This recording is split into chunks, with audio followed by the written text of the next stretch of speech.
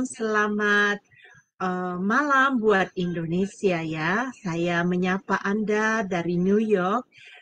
Hari ini adalah hari yang sangat berbahagia buat saya.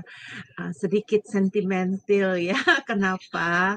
Karena 20 tahun yang lalu saya mengenal hamba Tuhan, Ibu Ani Pangelah ya. Dan dia adalah salah satu orang yang menguatkan saya, yang memberikan saya penghiburan waktu saat-saat saya waktu itu sedang mengalami persoalan di dalam rumah tangga saya ya. Jadi Kak Ani ini saya panggil kakak ya. Kakak Ani ini luar biasa. Dia adalah istri dari seorang hamba Tuhan. Pasti Bapak Ibu mengenal siapa suaminya ya. Kalau Bapak Ibu untuk melihat YouTube ya, nama suaminya adalah Ibu Ani, Bapak Samiton Pangelah. Jadi Bapak Ibu kalau mau mendengarkan ya khotbah-khotbah dari Pak Samiton Pangela bisa dilihat di YouTube. Bahkan dari khotbah-khotbah dari Ibu Ani Pangela juga ada di YouTube ya. Mari saya mau menyapa dulu. Apa kabar Kak Ani? Ya, kabar baik. Selamat malam semuanya. Ya, buat Iya. hari ini. Seneng banget ini soalnya akhirnya bisa ketemu dan Ibu Ani bisa menjadi narasumber di Jum Sema Adonai. Terima kasih banyak ya Bu Ani ya. Baik, sebelum kita memulai untuk acara kita ya malam ini, saya meminta kesediaan dari Ibu Maria untuk memimpin kita di dalam doa pembukaan. Dipersilakan Bu Maria. Mari kita berdoa. Terima kasih Tuhan, kami ucap syukur pada hari ini adalah hari yang indah bagi kami untuk dapat berkumpul bersama Engkau untuk belajar dari kebenaran firman-Mu ya Bapak. Bapak, seberapa kami yang hadir yang telah join di Zoom ini Bapak, kiranya Tuhan yang belum sempat hadir Bapak, Engkau berikan waktu yang tepat terbaik bagi mereka agar kami dapat berkumpul untuk mendengar suara Engkau Bapak melalui hamba-Mu Ibu Ani Pangelah yang akan menyampaikan kepada kami Bapak, agar setiap kami dapat mengerti dan memahami apa yang disampaikan Bapak. Kudus urapi hamba-Mu ini Bapak, pakai ia luar biasa lagi Bapak, dan berkati kehidupan ya Bapak, pelayanan dan pekerjaan usaha rumah tangga, keturunan anak cucu mereka. Biarlah mereka dapat jadi terang bagi orang lain, kemanapun mereka berada, dalam menyampaikan kebenaran-Mu, dalam melayani akan Engkau. Kami berdoa Tuhan, buat kami semua yang hadir ini ya Bapak, berkati kami semua, buka pikiran hati kami, biarlah berkat-Mu ini curah atas kehidupan kami, bahkan juga firman-Mu ini Bapak tabur dan setiap kehidupan kami. Jadikan kami orang-orang yang luar biasa, yang sungguh mengasihi satu sama lain, yang selalu menikmati kasih dan karunia yang Tuhan berikan bagi kami, agar kami penuh dengan sukacita. Segala kuasa roh-roh jahat yang ingin mengganggu kami melalui jaringan internet, baik itu HP kami yang kami pakai Bapak. Kami tolak, kami hancurkan di dalam nama Yesus. Tutup us kami dengan kuasa Roh Kudus, agar kami dapat tenang, dapat mengalami fokus di dalam mendengar kebenaran firman-Mu. Pakai kami lebih dalam lagi Bapak. Pakai hamba-Mu ini Ibu Ani lebih lagi Tuhan. Engkau yang melihat hati dan pikiran kerinduan hatinya. Begitupun kami rindu diperbaharui melalui firman yang akan disampaikan pada malam ini Bapak. Biarlah semuanya nyata dalam kehidupan kami. Terima kasih Bapa. Terima kasih Roh Kudus. Dalam nama Yesus Kristus. Haleluya. Amin. Amin. Terima kasih untuk Ibu Maria yang telah memimpin kita di dalam doa pembukaan. Bapak Ibu, hari ini sebenarnya dari kemarin ya, saya dalam pekerjaan saya, ya di dalam perjalanan saya kerja, saya bilang Tuhan, beri saya pesan khusus untuk tema hari ini, the power of forgiveness. Saya seandainya kalau masih ada yang terselubung dalam hidup saya mau Tuhan bongkar saya hari ini. Itulah saya mempersiapkan hati saya untuk mendengarkan pengajaran dari Ibu Ani Pangela. Soalnya Ibu Ani Pangela tahu siapa saya. Hati saya hancur. Jadi kalau memang masih ada yang tersisa dari masa-masa lalu saya mau hari ini dibereskan. Saya mempersilakan untuk Ibu Ani untuk membawa pemaparan pengajarannya. Dipersilakan. Baik, saya ucapkan selamat pagi di sana ya, tentunya Iya, di sini. pagi. Oke. Saya memiliki waktu berapa lama, Ibu? Bisa 51 jam. Jadi dalam waktu 2 jam kita harus selesai. Kalau nanti ada yang mau bertanya kepada Ibu, ya kita kasih waktu. Tapi kalau memang selesai pengajarannya nggak ada waktu, ya 1,5 jam ya kita tutup gitu. Baik, Itu, Bu terima Ani. kasih. Saya share screen ya, Bapak Ya, Ibu. boleh. Terima kasih. Tadi saya sudah diperkenalkan sedikit, jadi ada tambahan aja. Anak ada 3 orang, 2 sudah menikah, 1 belum ya, tapi usia 30 tahun ya. Saat ini masih kecil, lalu kami memiliki cucu 3 orang. Nah, seperti itu ya. Oke, kita tentu bersyukur dan hari ini saya share screen. Semoga bisa terlihat dengan baik. Ya, sudah kelihatan. Baik, tema kita pada pagi hari ini adalah the power of forgiveness. Adalah kuasa daripada sebuah pengampunan. Apa maksudnya ini? Tentu kita hari ini dengan waktu yang terbatas, tapi kita mau belajar. Saya sangat bersyukur boleh bertemu dengan Bapak Ibu semua yang ada ya di dalam Zoom ini. Semoga ini menjadi berkat buat kita semua. Baik. Nah, ini adalah sebuah rumusannya. Ya, rumusan ini yang menjadi satu pedoman kita, menjadi dasar kita di dalam melakukan firman-Nya, yaitu di dalam memberikan pengampunan ini. Kalau dikatakan God is love, Allah adalah kasih. Apa maksudnya? Ya, mungkin kita bertanya-tanya, kenapa Allah disebut kasih? Di mana buktinya? Jadi biarlah hari ini kita memahami bahwa sesungguhnya Allah itu adalah kasih. Dia kasih dalam arti dia mengasihi engkau dan saya, maka dia memberikan putranya yang tunggal mati di salib buat menebus dosa-dosa kita. Berkah Allah ditimpakan kepada anaknya. Jadi mungkin kita bertanya di dalam hati, saya ingin memberikan kepada Bapak Ibu kata terima kasih. Sangat bagus. Kita telah menerima, ya, maka kasih. Ya, terima kasih itu satu kata bahasa Indonesia yang paling bagus. Terima kasih. Kata itu menunjukkan bahwa apa yang sudah kita terima, kita harus memberikannya lagi. Allah sifatnya di sini dia mengasihi, maka dia dalam arti memberikan. Nah, ini memberikan siapa? Putra satu-satunya untuk menebus engkau dan saya. Wow, di sini jangan pernah lupa. Setiap hari kita mesti ingat akan kasihnya.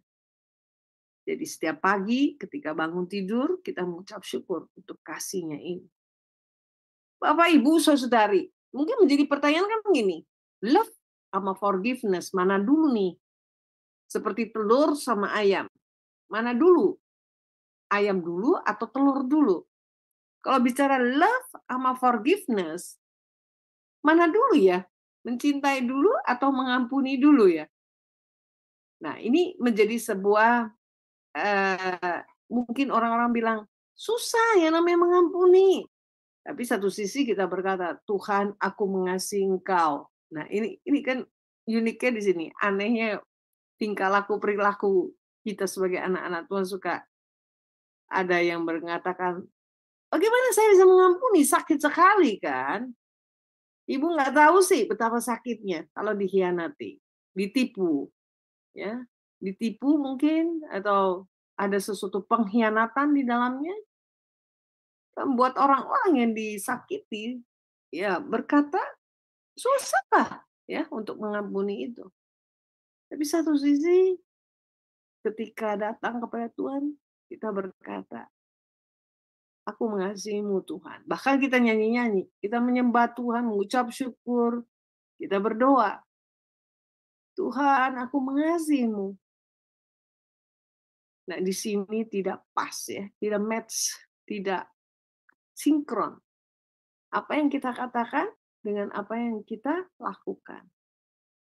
Bapak Ibu, saudari yang terkasih, kalau bicara love, bicara salib Tuhan, itu di dalamnya adalah pengampunan isi. Apa? Siapakah yang diampuni? Sesungguhnya kita semua orang berdosa.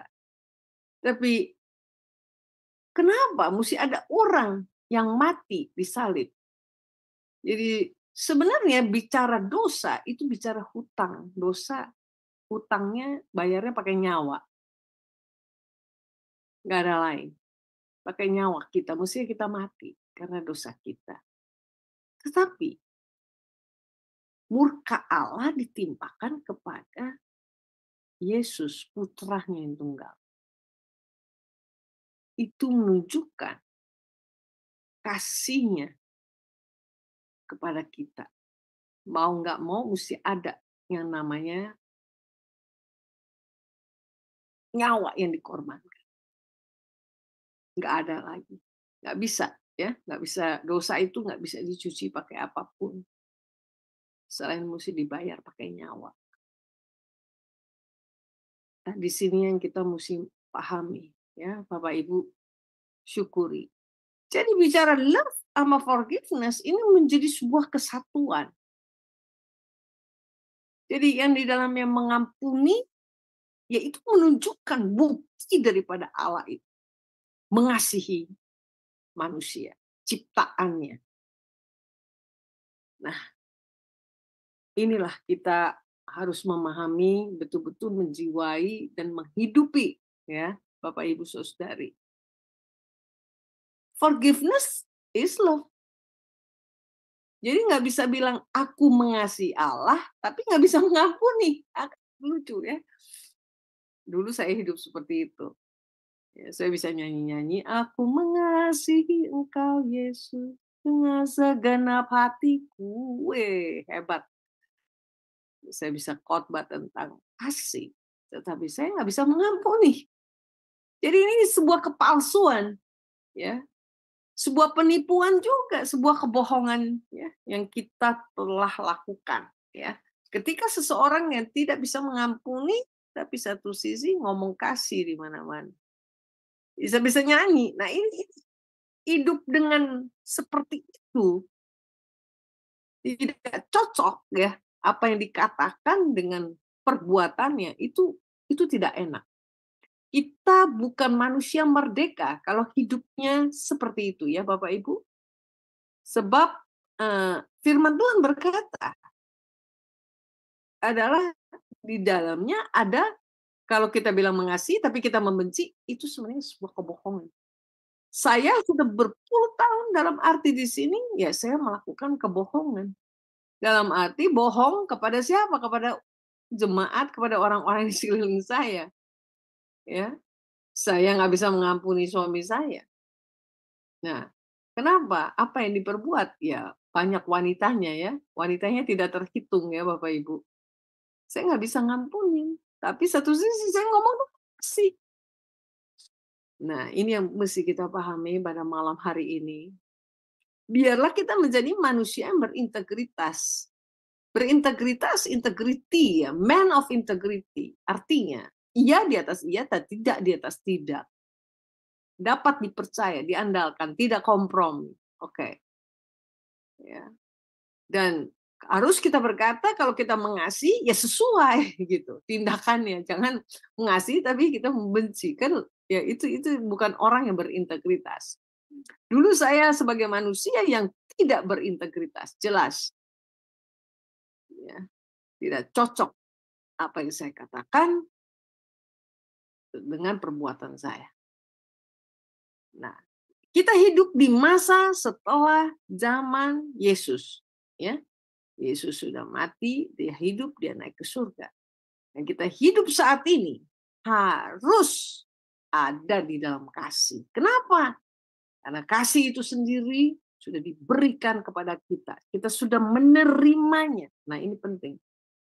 Kita harus kasih lagi kepada orang. Jadi terima kasih. Terima kasih. Jadi yang mengampuni itu menjadi gaya hidup orang percaya.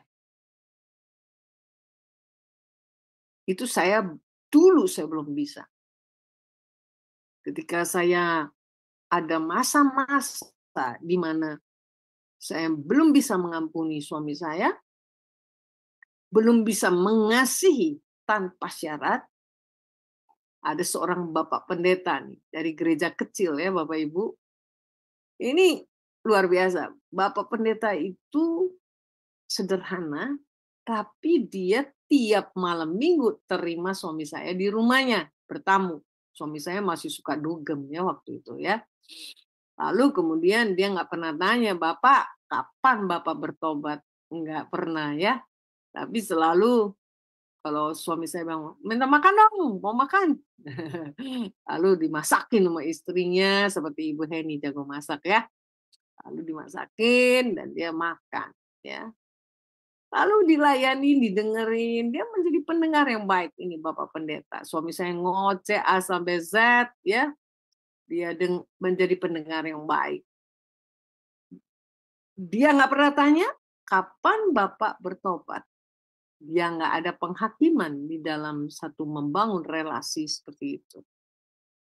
Lalu bahkan ya suatu hari suami saya meminjam mobil karena mobilnya suami masuk di dalam kali, tabrakan ya, ditabrak tiang listrik di Monas itu, hancur sudah ya. Dan saya dalam hati berkata, wah syukur nih sekarang nggak ada kendaraan, nggak ada kaki nih suami ini, ya kan? Nah hati saya jahat nggak kelihatannya, kelihatannya saya baik dari luar. Mensyukuri orang ya suami sendiri dalam hal ini, dia celaka, lah kita di hati kecil ya berkata syukur gitu nggak ada kaki, nggak bisa jalan lagi. Nah ini sebuah kejahatan yang tidak terlihat ya. Nah, manusia nggak bisa lihat, tapi Tuhan melihat. Dan sesuatu yang buat saya satu keanehan adalah si bapak pendeta ini pinjemin mobil. Ada mereknya lagi. Ya biasa kalau mau mobil gereja di Indonesia suka ada tuh gereja apa gitu ya. Parkir depan rumah. Saya kaget. Ini mobil siapa nih? Wah, pas saya lihat bapak pendeta punya ya. Dipinjamkan kepada suami saya. Dengan saya merasa benar ya, saya tegur Bapak Pendeta pakai WA ya, WhatsApp. Bapak Pendeta pinjamkan mobil buat suami saya. Bapak nggak tahu itu mobil dipakai buat apa dan buat kemana. Kalau parkir di nightclub, ya kan, di diskotik, ya, dan membawa wanita-wanita, bagaimana tanggung jawab Bapak kepada gereja dan kepada Tuhan? Waduh, kepada jemaat. Wah, tanda tanya ya. Seakan-akan saya posisinya, saya benar kan? Saya orang benar. Lalu si Bapak Pendeta itu nggak jawab lama ya Bapak Ibu Saudari. Lama nggak jawab WA saya. 1 hari dia jawab. Dia jawab seperti ini. Iya Ibu Ani, saya mengerti. Ibu belum sampai ke titik itu. Wah, dalam hati saya, titik yang mana ini ya? Kenapa disebut sebuah titik? Titik yang mana saya nggak paham. Ada kemarahan dalam diri saya? Iya. Saya merasa ini Bapak Pendeta apa nggak tahu. Saya sudah khotbah di mana-mana, lalu saya belum ngerti titik itu. Apa ini gitu ya. Nah, Bapak Ibu dalam sebuah perjalanan mengerti tentang kasih Tuhan. mengerti bagaimana mempraktekkan kasih, menghidupi kasih itu. Ini adalah sebuah tantangan buat setiap kita, orang-orang yang sudah menerima yang namanya anugerah keselamatan. Harus hidup di dalamnya. Bapak, Ibu, saudari yang terkasih, ini foto saya sama suami. Ketika 2010 kami memperbarui janji nikah kami. Jadi kalau bicara kintsugi itu apa Bapak Ibu? Kintsugi itu sebuah kesenian ya. Seni yang art yang tinggi, yang mahal, yaitu kesenian dari Jepang. Di mana ada seorang pegawai di Jepang, dia memecahkan sebuah mangkok, awalnya mangkok kaisar. Dia ketakutan. Dia mau sambung ya, menyambungnya kembali, susah itu mangkok keramik disambung. Akhirnya dia pergi ke seorang teman dan minta tolong untuk menyambungkan mangkok yang pecah itu. Tetapi temannya nggak bisa ya, hanya dikasih kawat-kawat, dia dicantel-cantelin, kan jelek ya. Akhirnya dia pergi ke temannya yang lain, betul-betul seorang artis di sini, seni ya, seniman. Ketika ditempel ya satu sama lain, mangkoknya dikasih emas, Bapak Ibu ya, dikasih tinta emas ya, guratan-guratannya menjadi indah ya, karena dikasih emas itu. Lalu si pegawai kekaisaran datang kepada kaisar membawa mangkok yang sudah pecah tapi sudah disambung dan ada guratan emasnya. Wah, kaisar di situ melihatnya nggak jadi marah ya, karena apa? Mangkoknya jadi indah ya. Dan itu menjadi sebuah karya seni yang mahal di Jepang ya Bapak Ibu, namanya kintsugi. Nah, kondisi rumah tangga kami atau kondisi saya secara pribadi sudah hancur, pecah-pecah ya, dan sepertinya udah nggak bisa dibenerin, apalagi rumah tangga ya, udah kayak gitu, udah nggak bisa dah. Pokoknya orang lihat apalagi, udah nggak mungkin saya sama Pak Sam ini bersatu kembali, karena apalagi udah nggak ada cinta ya di antara kami. Nah, disinilah letaknya. Kalau Tuhan yang mengerjakan dan memulihkan, dikasih tinta emas jadi indah ya, Bapak Ibu ya. Walaupun guratannya itu nggak bisa dibohongin. Gurat-gurat garis-garis pecah bekas tambalannya itu menunjukkan ada sebuah cerita di dalamnya.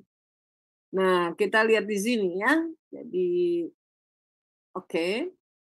Forgiveness ini, Bapak Ibu, nah kita lihat ini ada kunci ya. Ini kunci apa ini?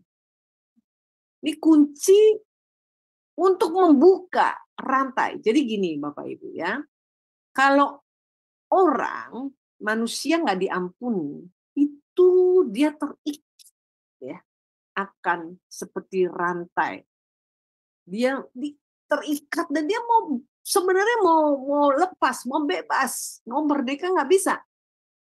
Apalagi nggak diampunin. Udah terikat dosa, terus nggak diampunin, wah malah tercekik ya. Dia mau teriak-teriak, bebaskan aku, siapakah yang bisa membebaskan aku? Dia teriak-teriak. Gak ada yang bisa membebaskan. Kecuali dengan seperti ini. Kita memberikan pengampunan, ini kuncinya itu membuka gemboknya ya, rantainya ya Bapak Ibu ya. Jadi terlepas rantainya. Nah, di sini kita lihat bahwa orang ketika diampuni, ya Bapak Ibu, ya saudara-saudari, dia akan dibebaskan, ya, dibebaskan. Jadi dia akan menjadi manusia merdeka ketika kita tidak tuntut apa-apa. Seperti Tuhan juga tidak tuntut apa-apa ketika dia mati buat kita, selagi kita masih berdosa. Tapi kita mesti sadar diri. Kalau kita sudah ditebus, berarti kita jadi anak Allah. Kita harus memiliki karakter Kristus. Tentunya dalam hal ini. Ya kan? Baik. Matius 18 ayat 21 sampai 35 ya Bapak Ibu.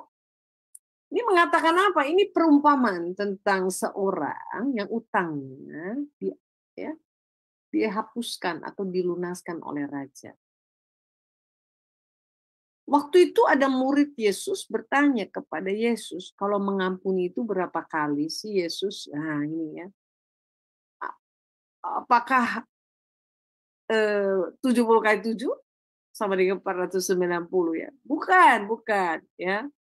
Kan kalau kebanyakan dari kita kan kali ini aku ampuni. Dalam pendidikan juga orang tua sama anak, kali ini mama ampunin, besok kamu lakukan lagi. Mama tidak kasih uang jajan, misalnya seperti itu. Kita ada orang-orang di sekitar kita, mungkin kita ngomong, kali ini aku ampunin, besok nggak ada, ya ampun. Nah seperti itu kan, biasanya begitu manusia pada umumnya, ya. Jadi mengampuni itu ada batas. Tapi kalau kita lihat di dalam Matius 18 ayat 21 sampai 35, Bapak Ibu, ini firman Tuhan berkata kalau yang namanya mengampuni itu 70 kali 7. Nah, Bapak Ibu lihat ya di dalam Matius 18 itu 70 kali 7 kali ya. Nah, kali ya, itu bukan sama dengan ya Bapak Ibu ya. Jadi 70 kali 7 tidak sama dengan 490 ya. Nah, kita lihat di sini. Jadi tidak ada alasan untuk tidak mengampuni. Dalam arti tidak ada juga batasannya. Limitnya nggak ada.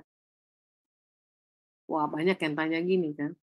Bu Ani, sampai kapan sih kita mengampuni? Saya mengampuni, terus mengampuni lah. Dia nggak bertobat dong. Gimana?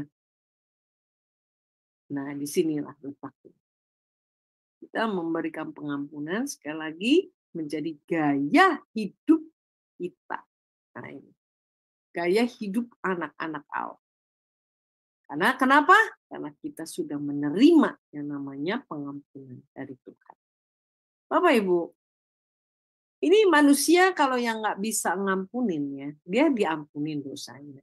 Di Matius 18 ini ya Bapak Ibu ya, saudari, ini manusia yang tidak tahu berterima kasih namanya. Ya.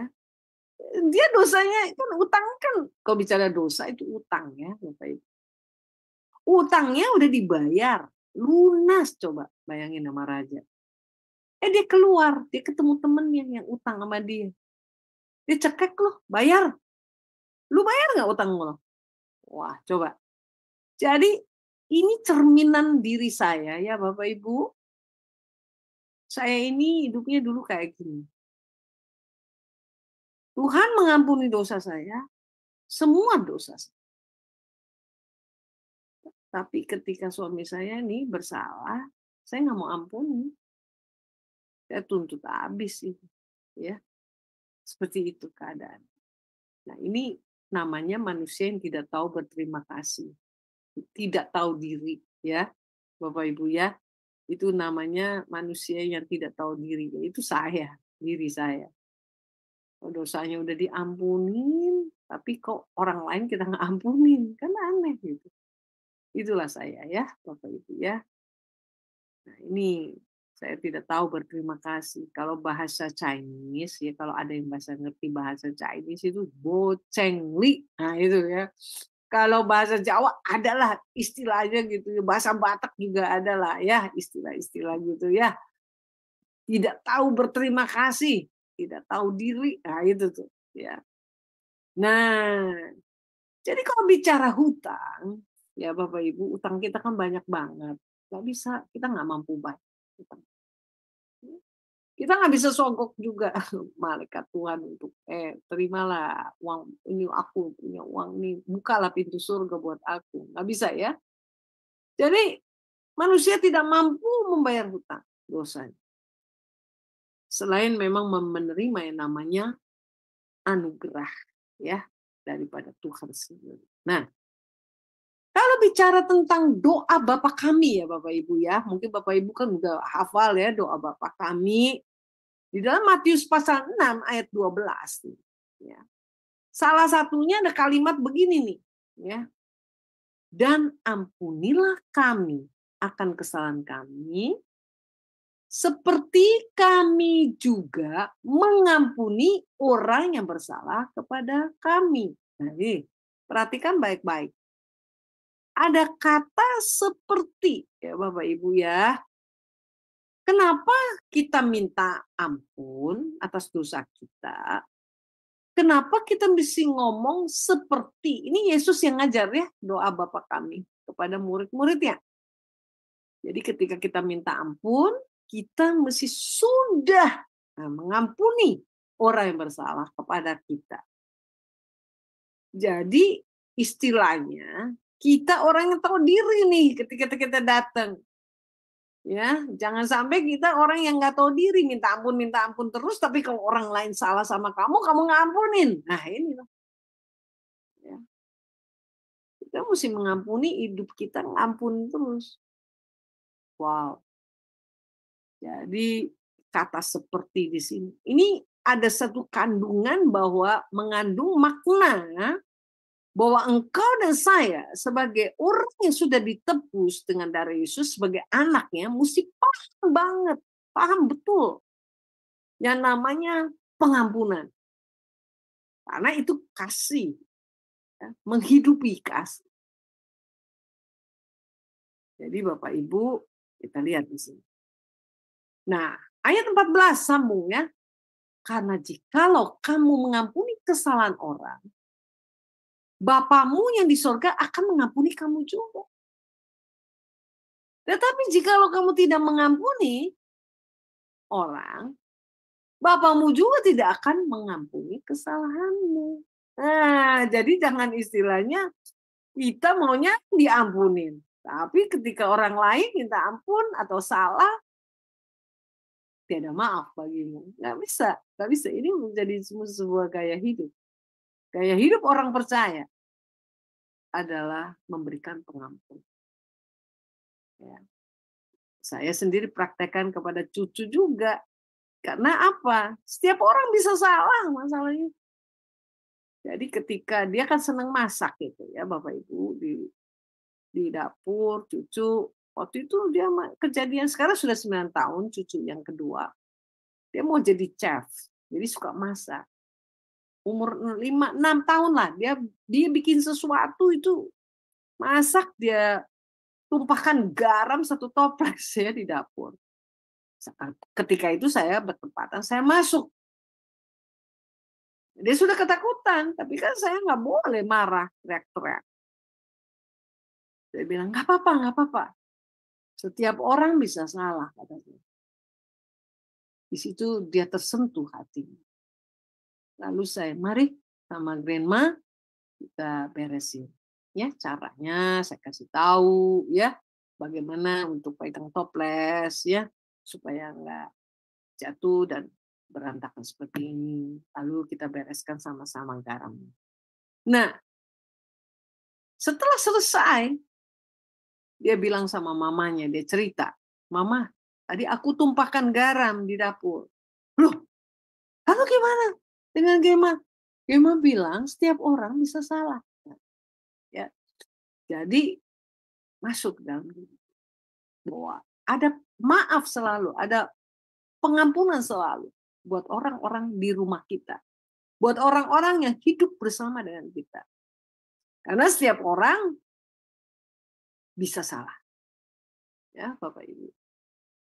Nah kita masuk sekarang formulanya. Kenapa? Formulanya seperti ini karena seperti kami mengampuni orang yang bersalah kepada kami, itu seperti kami memahami karya keselamatan Kristus.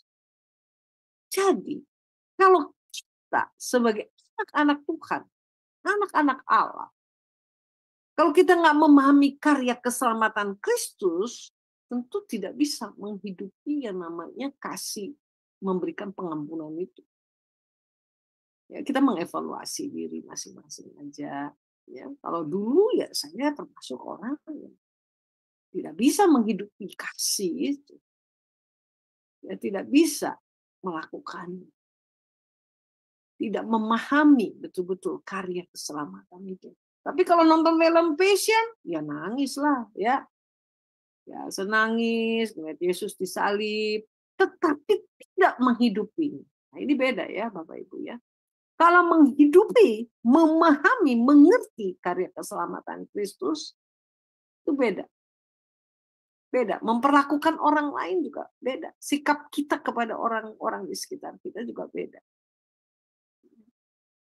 Dan bahkan kita membawa diri kita pun, menata diri kita pun, ya, semua jadi beda.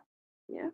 Nah, kita lihat di sini, Efesus pasal 2 ayat 8 mengatakan, sebab karena kasih karunia kamu diselamatkan oleh iman. Itu bukan hasil usahamu, tetapi ini pemberian Allah. Jadi yang disebut kasih karunia itu pemberian cuma-cuma. Yang sebenarnya kita nggak layak terima. Apa iya? Kita merasa kita layak menerimanya? Ya enggak lah. Semua orang berdosa. Bicara dosa itu menjijikkan ya Bapak Ibu di hadapan Tuhan.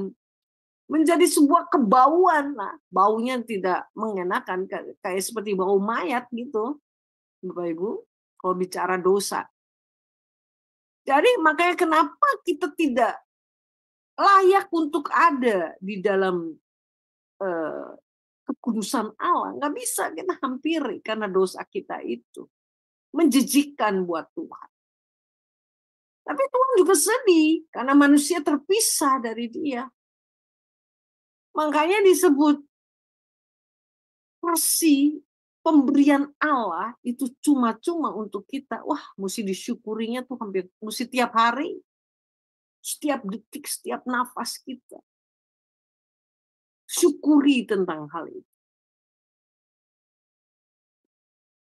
Nah, di dalam Efesus pasal 2 ayat 4-5 mengatakan, ini perhatikan baik-baik ya Bapak Ibu ya. Tetapi Allah yang kaya dengan rahmat. Nah, ini kaya dengan rahmat. Waduh, kalau miskin dengan rahmat, matilah kita semua. Mati kita. Untung ya, istilah di sini kita syukuri betul-betul Allah kaya dengan rahmat. Coba dia miskin dengan rahmat. Dia binasain kita semua lah. Habislah semua kita. Tapi dia kaya kan rahmat. Jadi kita sebagai anak-anaknya juga mesti kaya kan rahmatnya. Karena Bapak kita kan rahmat, dia kaya kan rahmat. Ntar saya terangin sedikit. Apa itu rahmat? Oleh karena kasih besar yang dilimpahkan kepada kita telah menghidupkan kita bersama-sama dengan Kristus. Sekalipun kita telah mati oleh kesalahan-kesalahan kita. Sekali lagi, oleh kasih karunia kamu diselamatkan. Nah, Bapak Ibu, di sini kita belajar ada dua kata. Bicara rahmat dan kasih karunia. Mesti kita pahami nih. Tadi dikatakan Allah kaya kan rahmatnya. Apa itu rahmat? Rahmat itu mercy. Belas kasihan. Tindakan Allah yang tidak memberikan kepada kita apa yang sepatutnya kita terima. Itu apa? Penghakiman dan ke neraka untuk selama-lamanya. Belas kasihan Allah. Itu luar biasa. Kita terima ya. Ini luar biasa lah. Kita mesti syukuri terus ya. Mengingat akan rahmatnya. Nah, apa bedanya dengan kasih karunia? Yaitu anugerah. Grace. Kalau ada orang namanya grace, bagus banget. Anugerah. Kasih karunia. Pemberian Allah yang tidak selayaknya diberikan kepada kita. Karena kita tidak pantas untuk menerima. Tidak pantas. Nah, Allah yang kaya dengan rahmatnya, ia menahan murkanya dan sebaliknya memberi kita anugerah. Wah, ini luar biasa. Saya kasih contoh ya Bapak Ibu ya. Seandainya kalau Bapak Ibu punya anak ya. Punya anak. Oke. Anak Bapak Ibu dibunuh oleh temannya. Oke. Bisa bayangkan ya. Pasti apa yang Bapak Ibu rasakan? Ketika anak Bapak Ibu dibunuh temannya, marah, shock, terpukul karena anak mati dibunuh. Lalu apalagi? Ada kemarahan, mau dibalas anak itu biar mampus, anaknya dihukum mati sama-sama. Ya, nggak puas. Lalu selain itu apa?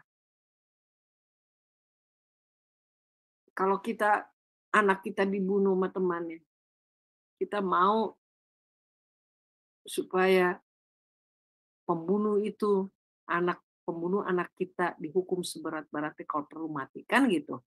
Ada kemarahan, mau balas dendam dan sebagainya. Nah, tapi seandainya ya dalam pengadilan itu diputuskan oleh hakim, diketok palu, pembunuh anak bapak atau ibu dihukum hanya 20 tahun. Bapak Ibu nggak kurang puas, naik ke pengadilan tinggi, kurang puas lagi, naik ke Mahkamah Agung. Tetap diputuskan 20 tahun. Kalau nggak puas tetap udah Mahkamah Agung tetap 20 tahun bohwat lah ya, udah dihukum. Tapi kalau menurut pengadilan hukum ya, itu artinya itu sudah adalah sebuah keadilan. Ya. Sorry, saya masuk ke sini masih. Sebuah keadilan.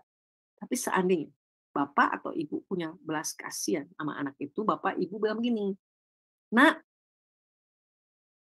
saya ampuni kamu. Ya, saya nggak tuntut lagi." Oke? Wah, dia menjerit-jerit pasti anak itu.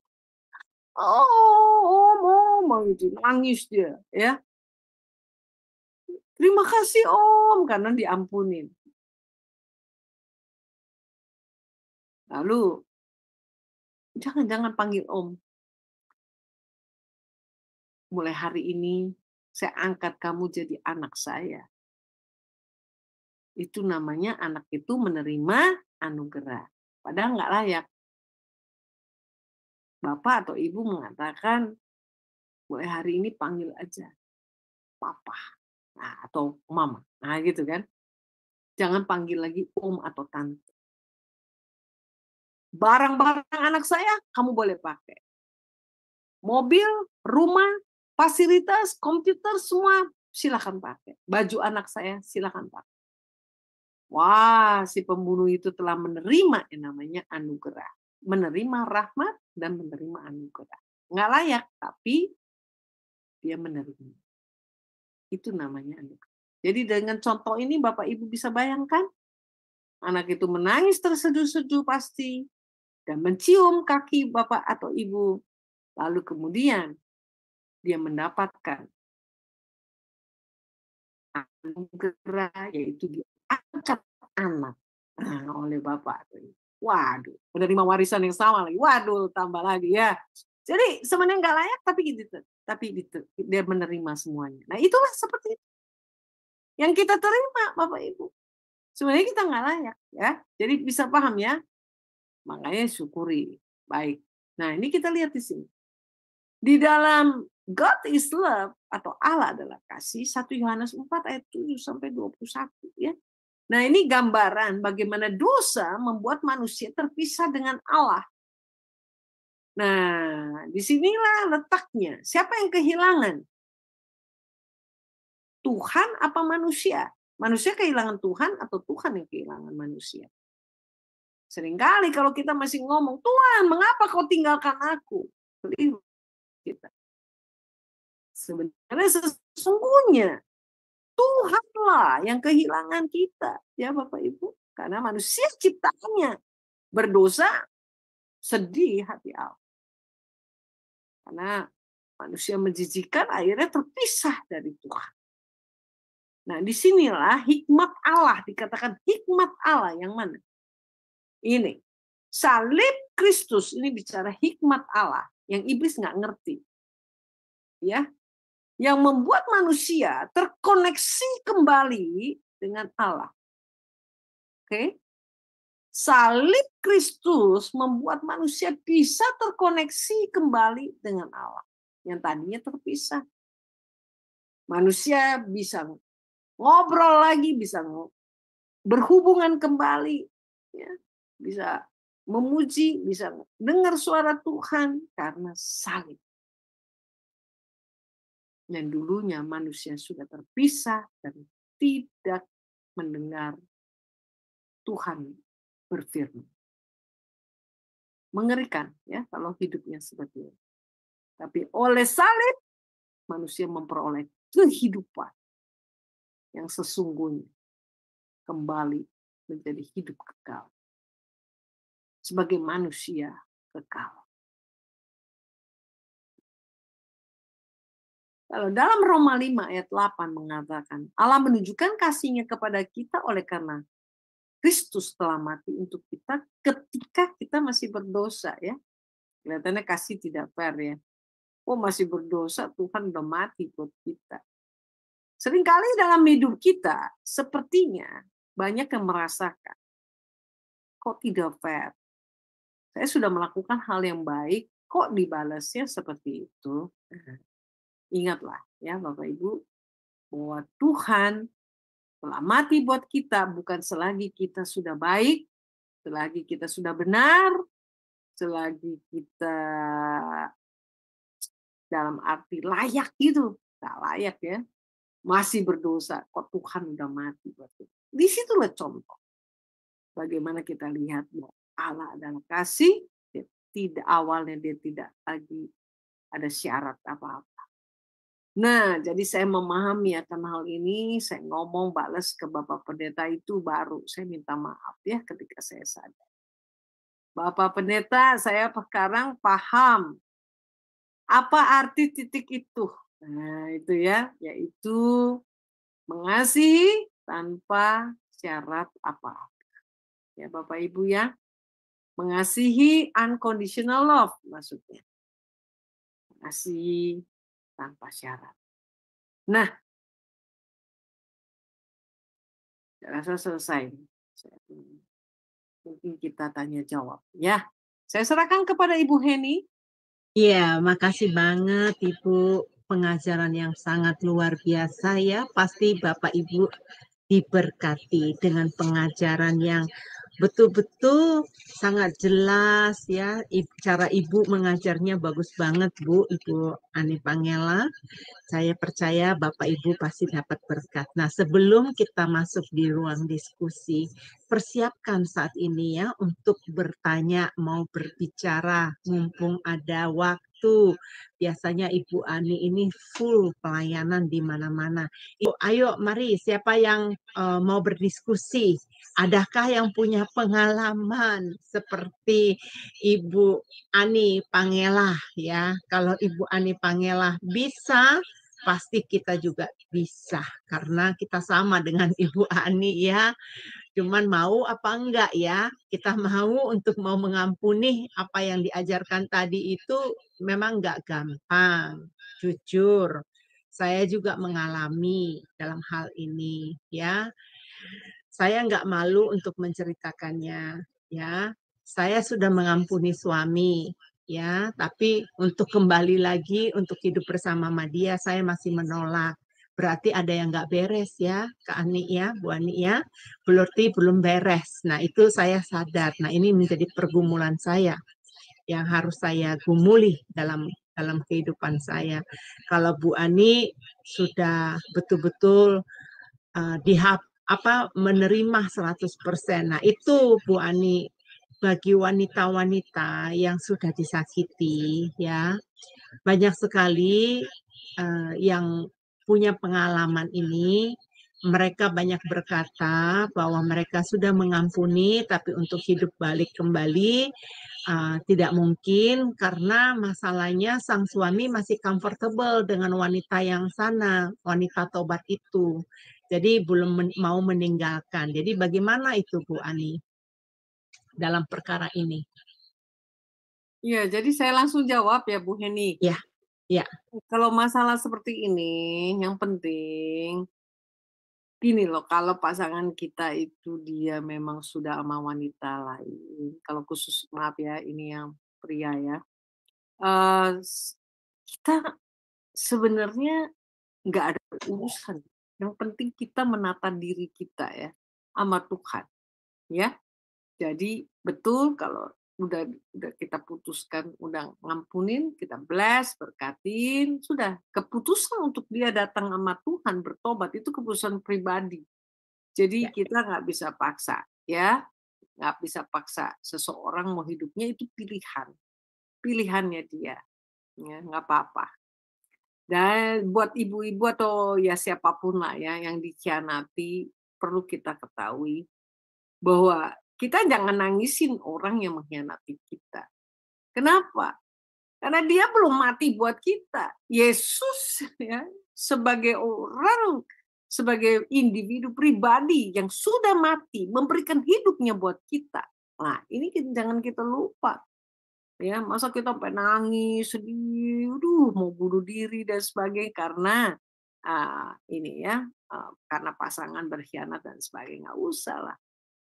Tuhan Yesus dia sudah mati buat engkau dan saya. Itu dia lebih penting dari Tuhan, lebih penting dari segalanya. Jadi nggak apa-apa ya. Jadi saya ditanya sama konselor saya, seandainya waktu itu ya ditanya, Bapak tidak berubah, apa yang kamu mau lakukan? Sampai kamu mati juga dia tidak berubah, apa yang kamu mau lakukan? Nah itu tuh pertanyaan yang hebat itu ya, dari konselor saya.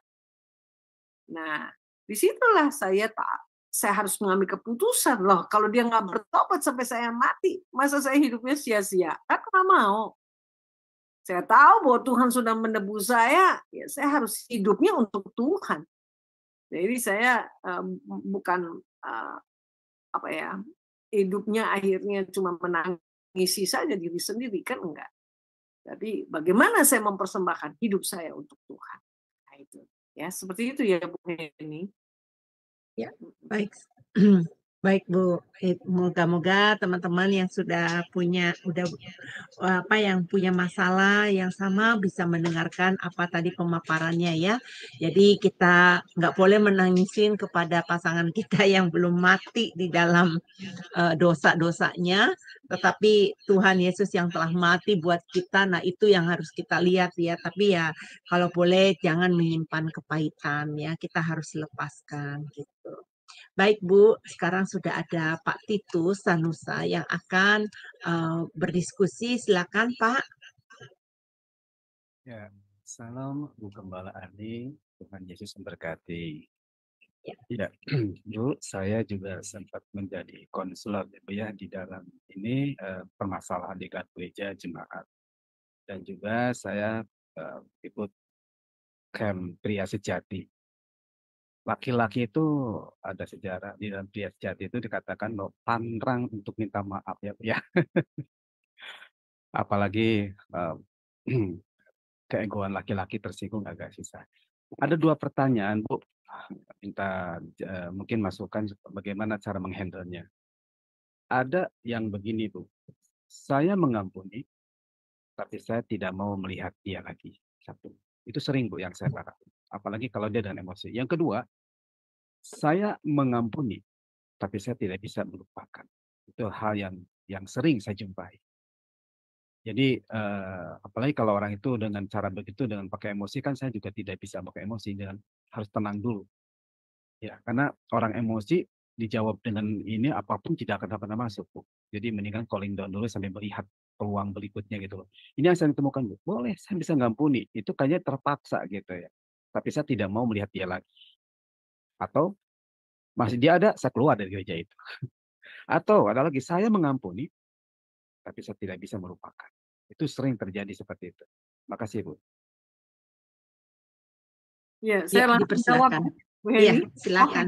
Silakan. Yang Bu. pertama-tama adalah kita mengambil keputusan untuk mengampuni itu dari diri kita, bukan karena disuruh-suruh orang. Jadi kita mengambil keputusan untuk mengampuni itu sebenarnya bagus untuk diri kita sendiri. Ini bahwa makanya the power of forgiveness adalah untuk diri kita sendiri. Kita menjadi manusia yang merdeka. Dan juga di dalam tubuh kita menjadi sehat. Ya, sel-sel tubuh kita semuanya ya sehat jadi. Tapi kalau kita menyimpan kepahitan, kebencian, wah itu ya sel-sel tubuh kita akan rusak ya. Bahkan cairan air di dalam tubuh kita juga molekul-molekul airnya jelek sekali. Jadi di sini kita harus paham juga. Keuntungan kalau ketika kita mengampuni adalah untuk diri kita, Kedua, untuk orang tersebut, dia akan terbebaskan. Tadi ada kunci, ya. Dia tidak terikat lagi.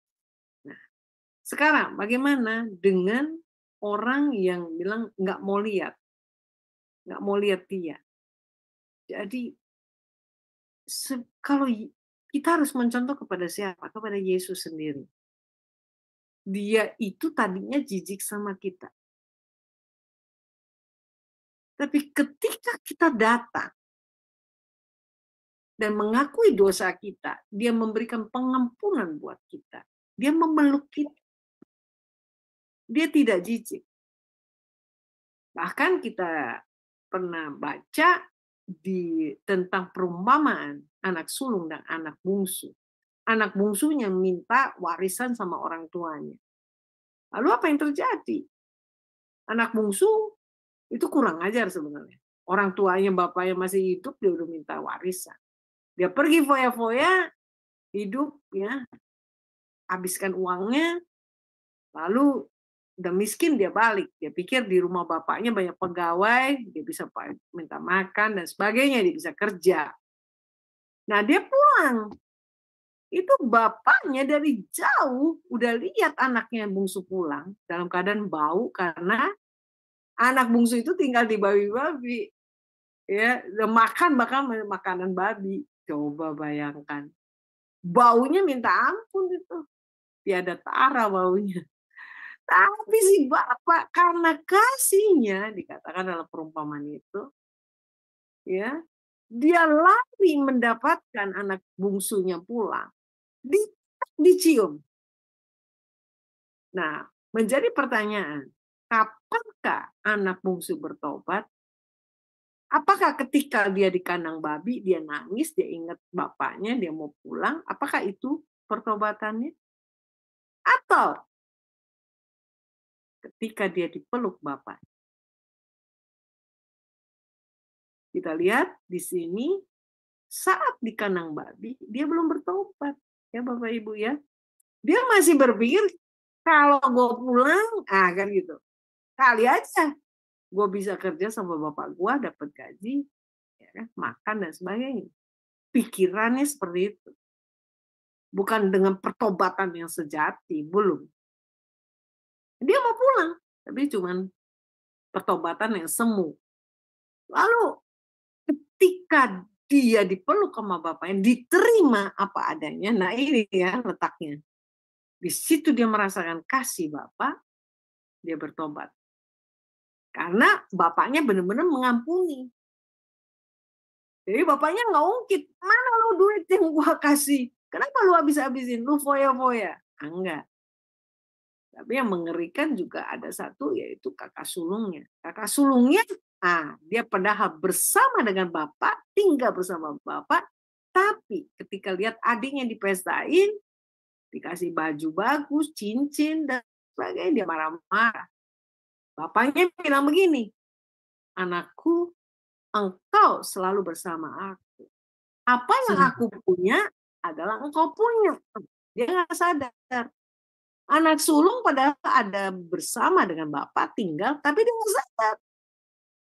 Kalau dia adalah anaknya. Nah ini jangan kita seperti itu. Jadi dua-dua ini terhilang ya Bapak Ibu ya. Jadi yang satu balik, menerima kasih bapak, dia bertobat di situ betul-betul. Karena dia menerima kasih. Jadi seseorang yang menerima kasih yang tanpa syarat, dia akan bertobatnya betul-betul bisa karena merasakan kasih. Tapi jangan sampai kita seperti ini. Kita hidupnya sepertinya ada di dalam Tuhan, tapi sesungguhnya mental kita, kelakuan kita bukan anak Allah. Jadi kita masih iri sama orang lain, menghakimi seperti itu. Nah, Bapak, apa kakak sulungnya nggak sadar kalau dia adalah anak. Apa yang Bapak punya, kamu punya. Kenapa lu istilahnya gitu loh. Nah, kan gitu. Jadi terlihat di sini. Jadi kalau kita, maaf sekali, kalau ada Bapak tadi konseling yang menyatakan seperti itu, saya meragukan kalau Tapi sebagai konselor memang kita tidak berhak menghakimi, karena kita mesti tuntun orang tersebut, konseling, untuk bisa menemukan jalan keluarnya, pintu keluar dari problemnya, ya kan? Karena keputusan harus ada pada konseling, bukan dari konselor, betul ya. Jadi kita serah.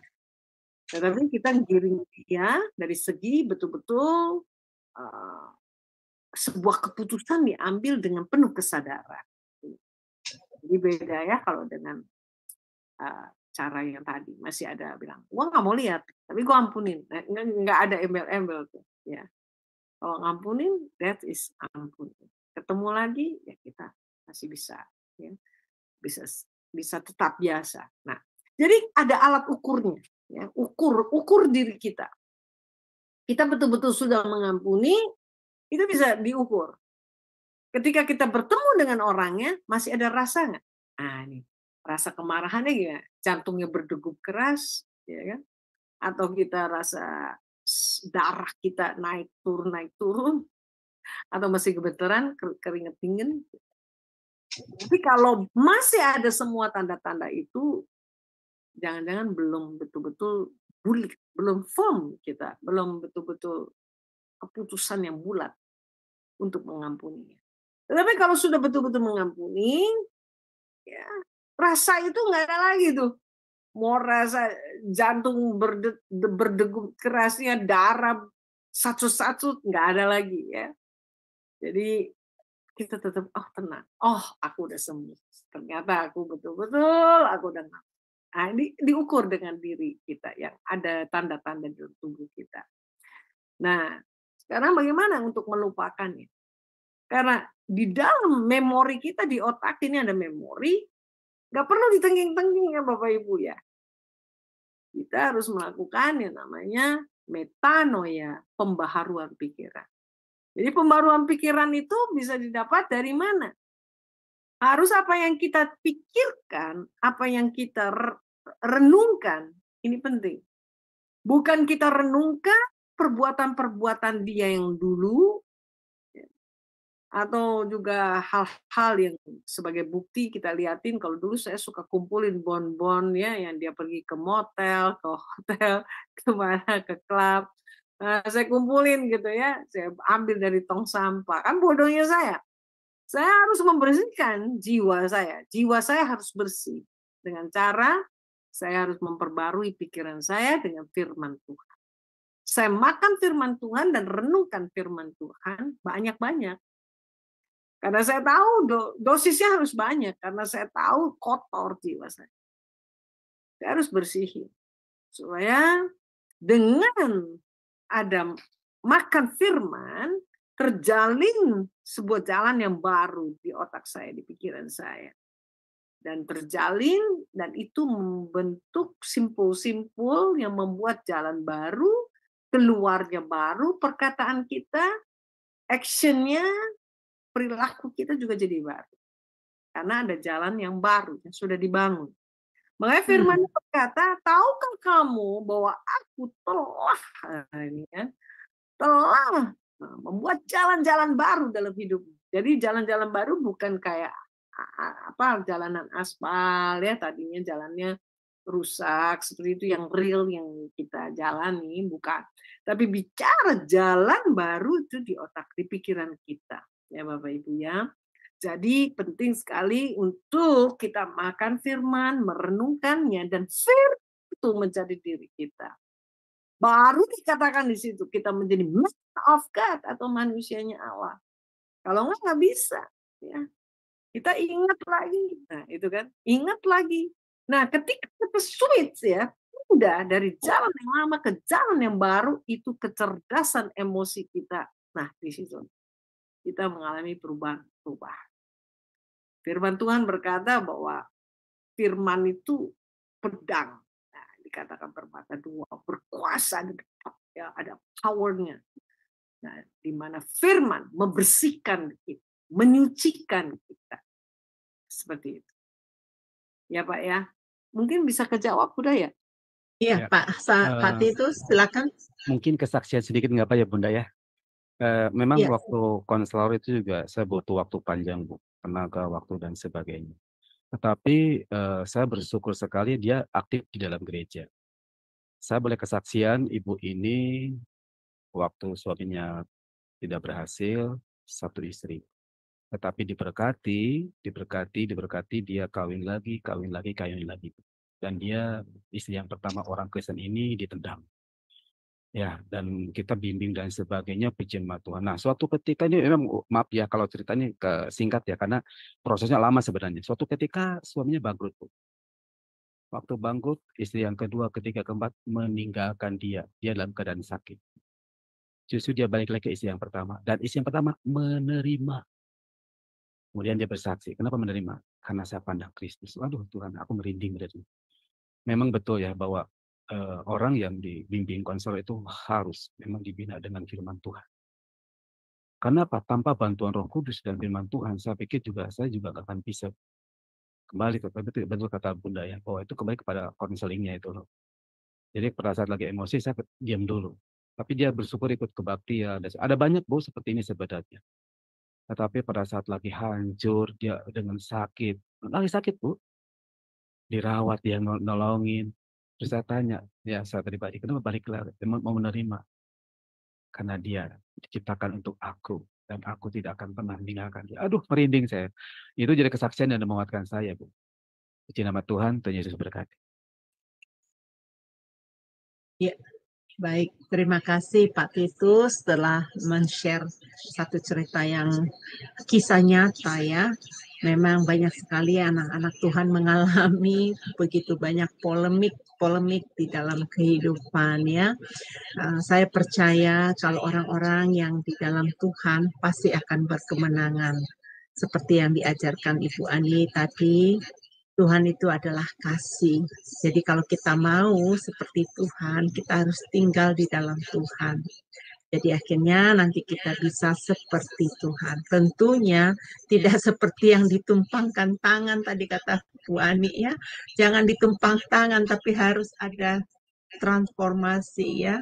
Harus ada metanoia, ada pembaharuan. Nah, itu yang PR yang sulit dikerjakan. Harus ada perjuangan ya Bu Ani ya. Perjuangan yang berat, tetapi bersama Tuhan pasti kita mampu. Karena Tuhan ada beserta dengan kita anak-anak Tuhan. Nah, siapa lagi Bapak Ibu yang ingin berdiskusi, menanyakan sesuatu kepada narasumber kita, dipersilakan kalau memang ada. Apakah ada pertanyaan mungkin mengenai mungkin untuk temannya, ya perlu jawaban gitu. Mungkin Ibu Ani bisa akan membantu kalian untuk menjawabnya. Ini di chatting Bu Ani, bagus sekali pengajarannya luar biasa. Ya, dipersilakan dengan operator kami, Pak Kodek, dipersilakan. Ya, shalom, salam sejahtera, selamat malam Ibu Heni. Mungkin di sana pagi ya, good morning ya. Maaf. Good morning. Iya, selamat malam, good evening Ibu Ani Pangelah. Ya, selamat malam Pak. Ya, Bu, yang mau saya tanyakan singkat saja Bu. Apa ada hubungannya pengampunan dengan orang yang akan menjadi sembuh, misalnya sakit tubuhnya? Itu saja Bu. Ya, jelas Pak. Itu ada hubungannya, betul Pak. Terima kasih. Jadi gini Pak, semua apa yang kita rasakan, tindakan-tindakan kita itu berhubungan dengan tubuh kita. Makanya Tuhan berkata, berjalanlah di dalam roh, bukan dengan perasaan. Nah, selama ini kalau kita kebanyakan umumnya berjalan dengan perasaan. Kalau dengan perasaan kita ikuti, kacau kita, hidup kita. Dan sakit, penyakit muncul, jelas. Ya. Nah, jadi ada seorang teman saya yang dokter, dia mengkonfirm akan hal ini. Karena hubungannya penyakit dengan perasaan-perasaan tadi. Jadi itu di otak ya Bapak Ibu ya, jadi di pikiran, semua mempengaruhi daripada kerjanya tubuh ini. Jadi kalau pikiran perasaan senang, tentu tubuh mengikuti juga, ya. Bahkan ada seorang Profesor Masaru Emoto dari Jepang mengadakan satu penelitian selama 20 tahun tentang air.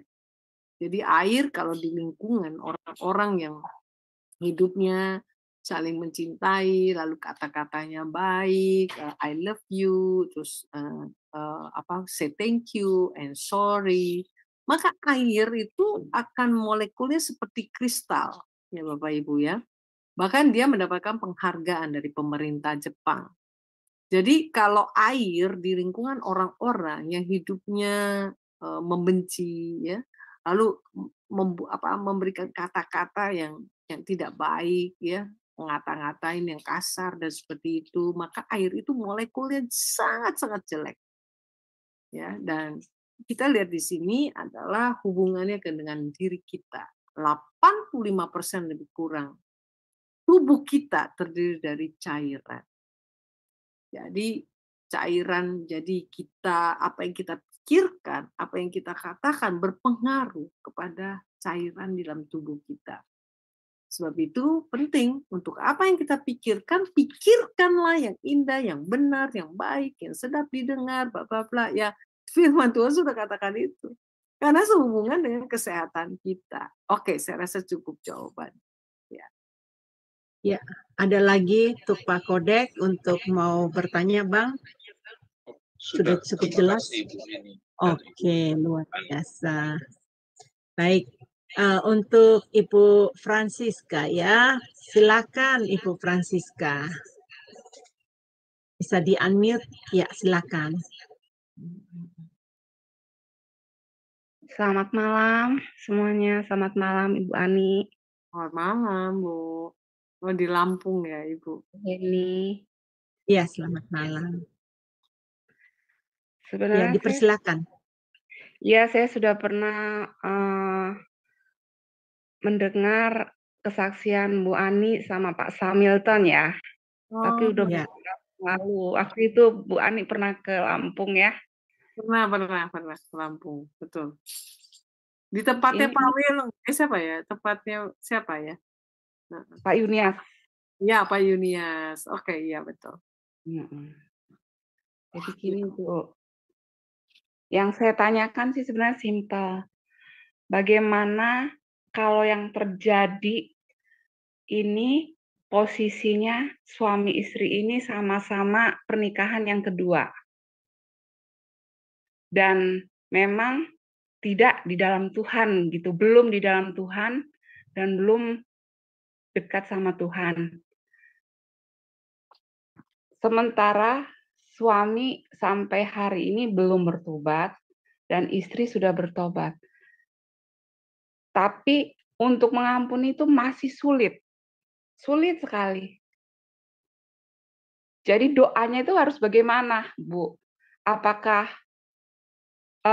posisi kalau yang istri pernikahan yang dulu itu anggaplah sudah tidak bisa diperbaiki lagi ya. Kalau yang suami juga ya tidak bisa diperbaiki.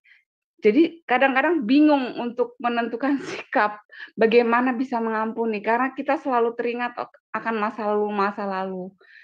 Dan di dalam kehidupan rumah tangga ini pun tidak bisa baik selalu. Pasti terjadi konflik, terjadi permasalahan, pergumulan yang nggak ada habisnya. Jadi kalau menurut Ibu Ani, apa yang harus diputuskan sama istri gitu loh? Kalau menghadapi hal seperti ini, saya untuk mengucapkan kadang-kadang sulit untuk mengungkapkannya. Jadi bagaimana Bu? Sebenarnya perlu waktu panjang saya kalau untuk bercerita ya. Iya. Tapi ya. Baru dengar sedikit aja ini persoalannya rumit ya. Oke. Yang jelas pada ininya karena pernikahan kedua, sama-sama pernikahan kedua. Oke, baik. Baik. Pada prinsipnya, Bapak Ibu, Saudari, tidak ada pernikahan yang ideal di dunia ini, nggak ada. Pokoknya apa idealnya? Ya nggak ada lah, ya. Kenapa? Karena manusia, pada dasarnya semua udah rusak, ya. Jadi kalaupun yang menikah tadi, terus bercerai, terus dia mau nikah lagi, ya, terus terjadi lagi seperti ini, ya, iyalah. Tidak ada sekali lagi pernikahan yang ideal. Kedua, tidak ada pasangan yang ideal, ya, nggak ada. Yang ideal itu kalau prianya itu betul-betul sudah jadi pria sejati, ya. Lalu wanitanya jadi wanita juga sejati. Wow, udah di dalam Tuhan, karakter Kristus ada di dalam diri mereka. Nah, mereka menikah, gitu ya. Tapi ini semua kita sudah rusak manusia di tengah-tengah kita semua, di tengah-tengah dunia ini. Nah, kita semua perlu dibenerin kok, ya. Oleh sebab itu, ya buat mereka yang saya mengajar kepada orang-orang yang single parents, makanya jangan buru-buru nikah. Lah dia sendiri belum sembuh, ya. Orang yang cerai, maaf ya, saya mesti ngomongin ya. Orang yang cerai mati, lukanya itu dalam, luka kemarahan, ya. Cerai hidup. Itu lukanya dalam, yaitu kemarahan, ya. Nah, itu mesti sembuh dulu, ya. Sembuh betul-betul yakin dan mengerti kehendak Allah, ya. Betul-betul memahami Allah dan tujuan dia hidup di dunia ini untuk apa. Identitas dirinya dia harus tahu, ya, dan juga makna hidup dia ngerti. Nah, sekarang belum ngerti itu semua, belum sembuh, nikah, ya susah ya jadinya. Ya, terus akhirnya ada satu lingkaran seperti itu. Lalu satu lagi, kalau mau nikah, orang yang masing-masing sudah bercerai. Nah, itu jangan lupa membawa gerbong, ya. Calon pasangan membawa gerbong kereta api, maksudnya anak-anaknya mungkin kehidupan yang sebelumnya dan sebagainya, ya kan? Kenangan-kenangan dan luka-lukanya semua ke bawah semua. Nah, demikian pun dengan calon pasangan yang lainnya. Nah, ini masing-masing bawa gerbong kereta api. Nggak mudah, ya. Jadi kalau terjadi seperti ini, tentunya saya nggak bisa bilang harus bagaimana. Yang jelas hidup kita harus mengampuni. Itu adalah tadi itu firman-Nya, bahwa Allah sudah mengampuni kita lebih dulu. Maka kita hidupnya harus mengampuni. Nggak ada jalan. Tapi kalau dibilang pasangan mau ideal, nggak ada lah, ya, di dunia ini. Dan juga bicara cinta bukan soal di awal bilang cinta itu apa sih? Cinta itu apakah perasaan? Perasaan udah hilang lalu nggak cinta lagi? Ya salah lah. Cinta adalah sebuah keputusan untuk mencintai, ya. Jadi sebuah keputusan, komitmen di dalamnya di situ, ya. Segala konsekuensinya kita terima karena sebuah keputusan sebagai manusia yang kita di hadapan Tuhan diminta tanggung jawab kita, tanggung jawab. Jadi nggak bisa nggak jadi emang barang gitu kan, udah bosen tuker udah bosen cerai gitu, nggak bisa lah, ya. Jadi pernikahan nggak bisa dibuat main seperti itu, makanya hati-hati, ya. Saya rasa cukup ya mungkin, ya, jawaban saya mungkin bisa menolong. Ya, Nah, mungkin pertanyaannya itu tadi gini, Bu, bagaimana sikap si sang istri ini karena dia kan sudah bertobat dan dia merindukan suaminya, walaupun ini suami yang kedua juga bertobat. Nah, bagaimana sikapnya? Apa yang harus dia lakukan? Iya, dasarnya tadi udah mesti ngerti, nggak ada pasangan yang ideal, nggak ada pernikahan yang ideal. Nah, sekarang kita nuntut supaya dia bertobat, masuknya udah salah. Maksudnya gini, Ibu, kita mesti sabar lah sampai dia mengambil keputusan sendiri untuk dia bertobat. Nggak usah bilang kita harus tunjukkan lah kasih itu. Ya. Dengan demikian orang di sekitar kita melihat Kristus dalam diri kita. Nggak usah kita begini, ayo ke gereja dong, ke gereja gitu, nggak usah. Ya. Orang melihat di dalam diri kita ada Kristus, orang itu bertobat. Bisa merasakan kasih Kristus, itu aja. Nggak ada jalan lain, ya. Jadi nggak usah dipaksa. Oke? Ya, Jadi dari diri Bagaimana, kita Bu? sendiri dulu ya. Iya, iya kita. Jadi nggak usah nuntut orang untuk bertobat, gitu. Mulai dari diri kita. Sebab dengan kita mencerminkan Ya. Yesus dalam hidup kita, cerminan Kristus, ya, kita ini cerminan Kristus. Orang akan melihat Yesus dalam diri kita, dia baru bisa bertobat. Seperti itu. Nggak gampang, ya, gitu kan? Sulit. Gimana Bu Memang tidak Francisca? mudah ya, Bu. Ya, ya. Iya. Jadi kalau waktunya Tuhan Harus. datang atas seorang tersebut, ya dengan sendirinya dia datang kepada Tuhan. Tapi nggak usah diocehin maksudnya, gitu. Ya. Terima kasih Bu Baik. Ami, terima Ya. kasih Bu Eni. Iya, sama-sama Bu Francisca. Baik, giliran untuk Pak Titus ya. Mungkin ini pertanyaan terakhir supaya Bu Ani nggak terlalu kemalaman. Silakan Pak Titus dibuka mute-nya. Ya, ini saya tergerak sekali. Nah, ini Bapak Ibu Saudara bisa mempraktekkan secara pribadi ya. Tadi ada pertanyaan bahwa kata pengampunan bisa menyehatkan. Yuk kita praktekkan. Saya pernah mempraktekkan dengan benar. Bapak Ibu silakan di rumah pakai gelas, pakai beras. Ada 3 gelas, 3 beras, isi air sedikit. Ya, praktekkan. Gelas yang pertama, ini saya sudah praktekkan. Gelas yang pertama setiap hari sampaikan kata-kata positif. Shalom, selamat pagi, shalom, selamat pagi, haleluya. Gelas yang kedua, Ibu, Bapak, praktekkan kata-kata yang tidak baik. Bangsat lu, dasar lu, jelek lu, dasar lu, jelek lu, setiap hari. Dan gelas yang ketiga, biarkan. Jangan ditanya, jangan diapa-apain. Ini saya praktekkan Ibu, betul. Ini bulan Juni saya praktekkan kembali. Terus berulang. Kita praktekkan mungkin berapa hari, 14 sampai 1 minggu. Apa yang terjadi, silakan praktekkan di rumah. Apa yang terjadi? Gelas yang disampaikan kata-kata positif, itu harum. Tidak bau. Gelas yang dijelek-jelekan itu bau. Dan gelas didiamkan, bau sekali.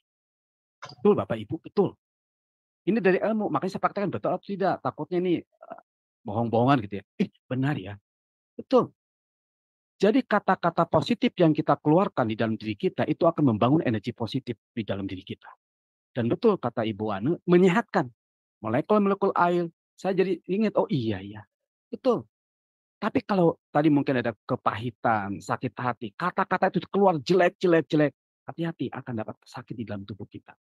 Apalagi orang yang sedang bermusuhan, diam-diam, itu lebih busuk lagi hatinya. Jadi ini betul Bu Ani, terima kasih. Jadi keingetan, oh iya ya molekul itu. Jadi betul, silakan Bapak Ibu bisa praktekkan di rumah. Gelas diisi beras sedikit, kasih air, sampaikan kata-kata positif, kata-kata jelek, dan diamkan. Nanti Bapak Ibu perhatikan. Cium seperti apa baunya. Jujur saya yang paling bau itu paling yang didiamkan mau muntah serius. Itu aja Bu Gembala, Tuhan Yesus memberkati. Ya, makasih Pak. Ya, itu ngomong Bu Ani coba direspon dulu itu. Betul yang tadi saya ungkapkan, sehubungan air dengan perkataan. Karena penelitian dari Dr. Masaru Emoto, profesor juga dia di Jepang. Jadi yang Pak Titus tadi dengan pencobaan dengan apa dilakukan itu benar, ya. Jadi air di dalam tubuh kita harus sehat. Dengan pengaruhnya dari mana? Dari pikiran kita, perasaan, misalkan apa yang kita katakan harus yang, makanya hati-hati mulut kita. Semuanya hal yang baik, hal yang benar, hal-hal yang positif itu. Jadi sedikit aja kita menyimpan kebencian, makanya tubuh kita jadi nggak sehat. Seperti itu, Bu. Oke. Ya, jadi firman Tuhan yang dikatakan segala sesuatu pikirkan yang manis, yang sedap didengar, itu benar-benar itu jitu ya buat jiwa kita, untuk menyehatkan jiwa kita. Baik, tak terasa waktu kita hampir 2 jam ya, sudah berbincang-bincang dengan Ibu Ani Pangela, Saya mendapatkan teks banyak yang sangat diberkati dengan pengajaran Ibu Ani Pangela. Bu Heni, ini bagus ya. Di Jumsema Adonai ada pengajar wanita. Biasanya kebanyakan laki-laki. Terus temanya juga dari kehidupan yang sehari-hari, jadi mereka sangat terkena. Saya bilang, iya nanti mudah-mudahan Ibu Ani ada waktu, nanti bisa ngisi lagi di tempat sini dengan tema yang berbeda ya. Karena responnya sangat bagus sekali. Ibu Teresia juga di sini luar biasa, katanya di chatting tadi, sangat memberkati kami. Nah, Bu Ani, kami mempersilahkan untuk closing statement-nya, apa yang mau disampaikan. Kemudian juga kami meminta Bu Ani yang tutup di dalam doa. Dipersilakan. Baik. Baik Bapak Ibu, saya ucapkan akhir daripada kalimat yang saya mau sampaikan buat Bapak Ibu yang entah ada jauh ya, ada yang dari mana-mana ini, tetapi satu hal, kita selalu berterima kasih dan bersyukur. Jangan pernah berhenti bersyukur untuk karya keselamatan Kristus. Dimanapun kita berada, selalu bersyukur untuk kasih-Nya. Mari kita tutup dalam doa. Kita mau berdoa. Terima kasih Tuhan untuk karya keselamatan yang sudah Kau berikan buat kami. Tak henti-hentinya kami selalu bersyukur bahwa Engkau telah memberikan anak-Mu yang tunggal, Yesus, buat kami. Tuhan, inilah hidup kami. Kami menyerahkan seluruh hidup kami kepadamu. Apa yang kami punya, segala sesuatu potensi, semuanya adalah titipan-Mu saja, semata. Ya Tuhan. Kami mau gunakan untuk kemuliaan-Mu Tuhan. Kami menyadari, sungguh-sungguh menyadari pada pagi hari ini, malam ini, buat kami yang di Indonesia, bahwa Tuhan, hidup kami sesungguhnya adalah milik-Mu.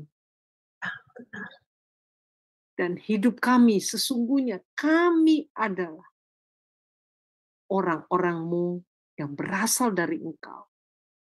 Dan kami bukan berasal dari dunia ini, tapi kami berasal dari Engkau sendiri.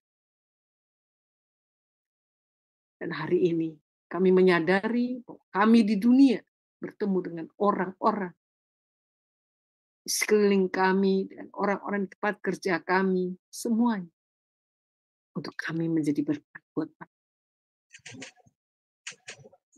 Tuhan. Pakai anak-anak-Mu di mana saja berada Tuhan. Boleh kami menjadi cerminan-Mu dan orang-orang boleh merasakan kasih-Mu lewat kami. Di dalam nama Yesus Kristus, biarlah terima berkat dari Allah Bapa, Putra, dan Roh Kudus. Kita semua diberkati. Apa yang kita lakukan berhasil. Dalam nama Yesus. Amin. Amin. Amin. Terima kasih untuk Ibu Ani Pangela. Baik Bapak Ibu yang terkasih di dalam Tuhan, berakhir dengan acara ini, kami mau mengucapkan terima kasih kebersamaan Anda bersama-sama kami di Jumsema Adonai dan di live streaming kami. Dan tentunya the power of forgiveness hari ini memberkati kita. Dan saya percaya melalui pertolongan Roh Kudus akan berbicara terus kepada kita melalui pengajaran Ibu Ani Pangela hari ini ya. Baik, Tuhan Yesus memberkati. Shalom. Shalom, Tuhan berkati.